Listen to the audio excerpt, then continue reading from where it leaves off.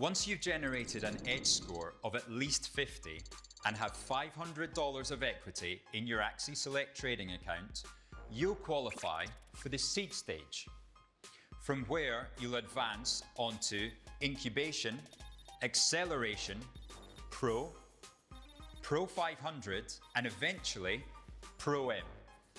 It's our mission to get as many of you as possible through to the Pro stages.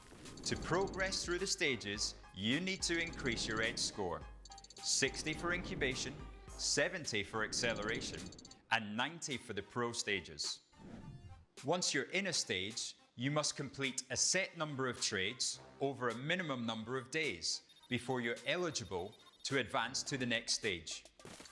Our only trading restriction: you can't lose 10% or more of the funds in your allocation account. But don't worry if this happens, because unlike other capital allocation programs, we won't immediately close your account.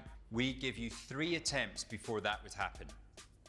If you do breach those rules, you'll go into quarantine, where we pause trading in your capital allocation account for 2 weeks while you regroup, although you'll still be able to trade in your Axi Select account. Take your trading to the next level today.